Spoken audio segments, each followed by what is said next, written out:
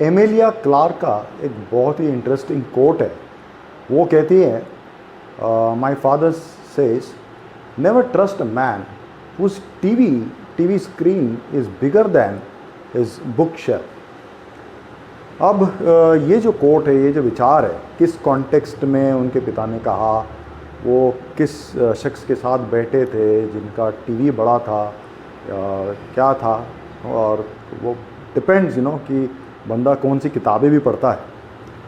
I first of all respect the sanctity of this quote of Emilia Clarke. Emilia Clarke, as we know, she is a British actress and she work in movies, and उनका वो जो game of thrones है बड़ा famous हो गया था, तो लोग उन्हें जानते हैं, रेस्पेक्ट करते हैं। आई ऑल्सो रेस्पेक्ट हर।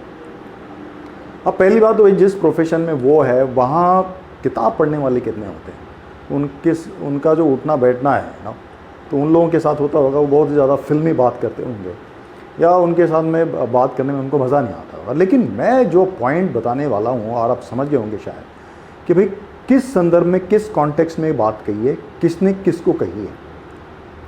मेरे लिए there is nothing called the, या वो कहते हैं ना कि पत्थर की लकीर। इट कैनॉट बी क्या कहते हैं उसे, it cannot be valid for all the times for all the people. ऐसा नहीं हो सकता है। I don't agree to it. पहली बात, किताब जो पढ़ते हैं लोग, अब मेरा जो तजुर्बा है, इसके पहले कि मैं कुछ कहूँ, with due respect to all the great readers, voracious readers, I am also very much into reading. My wife is also very much into reading. मुझे याद है आज भी मुंबई के जो हमारे दिन थे, आज से 15-20 साल पहले की बात थी। हम मुंबई में वो जो सड़कों पर संडेज़ को हम जाते थे, और जो किताबें वहाँ पे जो बिकती थी सेकेंड हैंड या यूज्ड कह लो या फोटोकॉपीड वर्जन्स कह लो, हम बहुत लेके आते थे किलो के भाव लेके आते थे बहुत। आप ये कहने, फिर दुकानों से भी लाते थे, पर बहुत कम लाते थे, और बाहर सस्ती मिलती। तो पुणे में, रोड साइड में, मुंबई में, तो पिछले कई सालों में हम लोगों ने काफ़ी कलेक्शन किया। मेरे ख्याल से 1,500 के आसपास तो हर तरह की किताबें हैं। उसमें ज़्यादा डेफिनेटली स्पिरिचुअल है, सेल्फ हेल्प है, बाकी भी साइंस की भी है, मैनेजमेंट की भी है, काफ़ी है, साइकोलॉजी की है। सो आई रेस्पेक्ट, मैंने भी किताब लिखी तो आई रेस्पेक्ट। अब by and large the meaning और the message of this quote, I would take it very positively कि भाई they are encouraging people to go for reading, because reading will help you, will make you a better person. Yeah, that's what it is. So ठीक है, बहुत अच्छी बात है books are great friends, आपने सुना है, तो उसमें कोई दोरा नहीं, I am not against. But मैं कह रहा हूँ कि बाकी के भी कुछ पहलू है यार, दूसरी भी बातें। अब देखो, जो बंदा स्कूल कॉलेज में नहीं गया, उतना पढ़ा लिखा नहीं, और he is coming from low middle class, बेचारे के पास काम करके जब आता है थक जाता है, तो एंटरटेनमेंट के लिए टीवी तो है यार, बेचारा टीवी देखता है, परिवार के साथ में सो जाता है, फिर उठ के काम चला जाता है। अब इसका मतलब ये नहीं कि यार वो सेंसिबल बंदा नहीं है, ज़िंदगी में खुश नहीं है, कुछ कर नहीं रहा है, या उससे हम कुछ सीख नहीं सकते, राइट। ऐसे बहुत से लोग, और वैसे मैं आपको कहूँ कि ऐसे बहुत स्कूल ड्रॉप आउट्स है जो बहुत बड़े बिजनेसमैन बन गए, बहुत बड़े इनोवेटिव मास्टर्स बन गए, राइट। और मेरे अपने जो गुरु है, हालांकि he was a very scholarly person, one of the famous motivational speakers, मुझे याद है वो भी कुछ अराउंड 15-16 ईयर्स अगो इन मुंबई, ऋषि कुमार पंड्या, मैं उनके सेशंस अटेंड करने जाता था।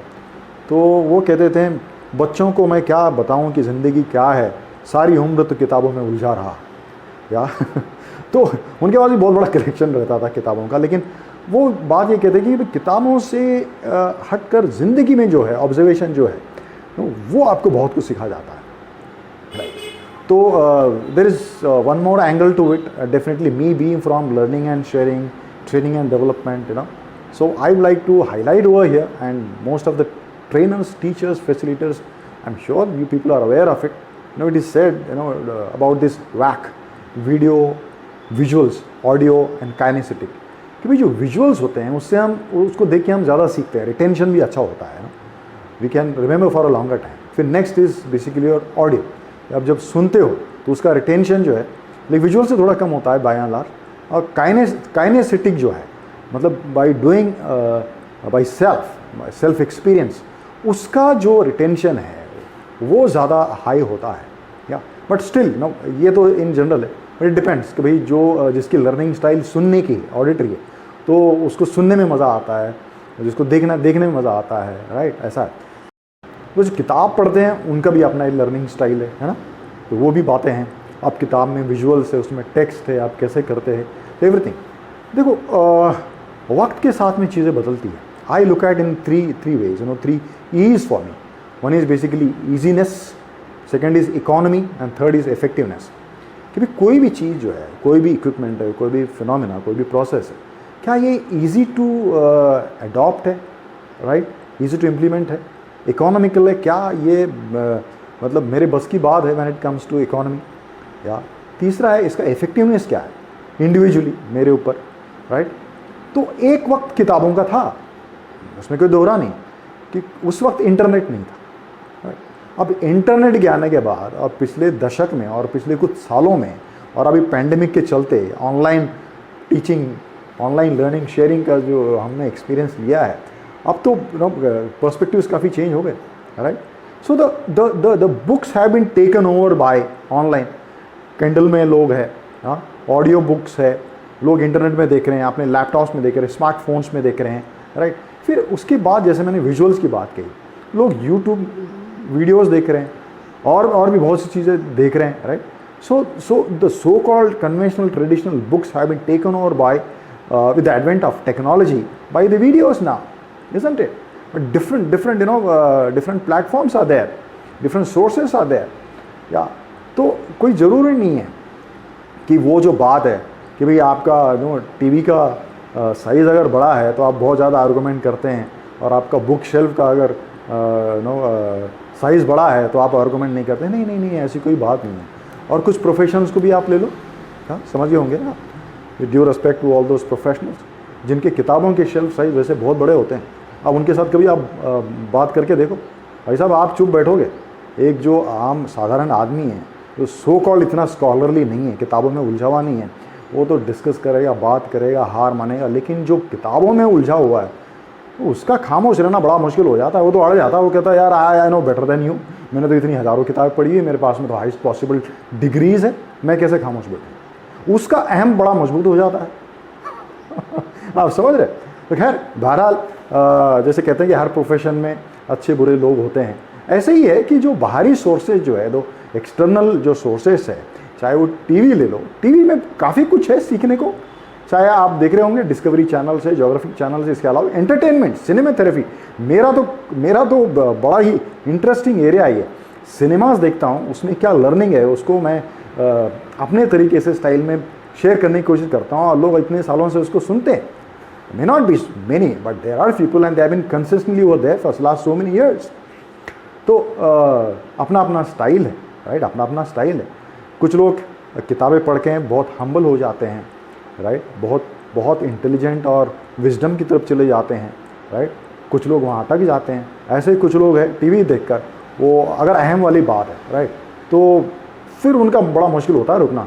लेकिन कुछ लोग उसको देख के बहुत सी चीज़ें सीख भी जाते हैं, अच्छी बातें भी होती है। So it is not about the TV और it is not about the books, it's about how you take the things, whether there is a change in your behaviour और नॉट। या ये सारी बातें बहुत मायने रखती है।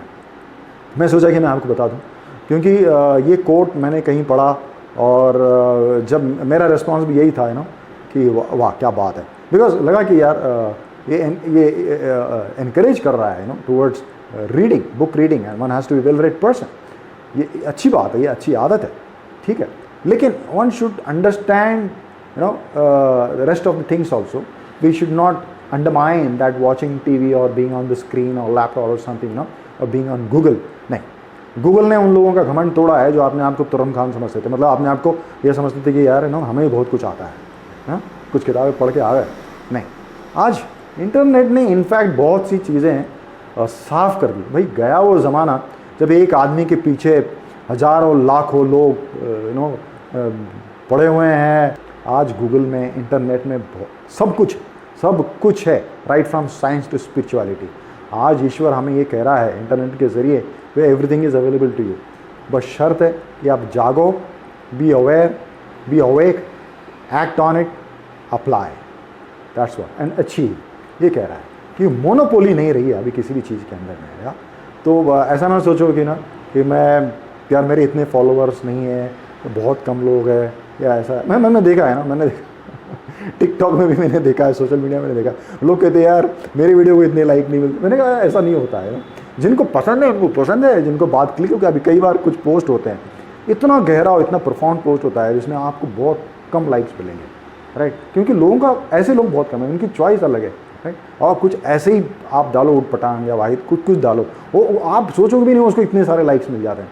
So don't get into it, आपको जो कहना आप कह डालो, कहते हैं नेकी कर कुएं में डाल, that's it. Just learn and keep sharing and be positive. Thank you.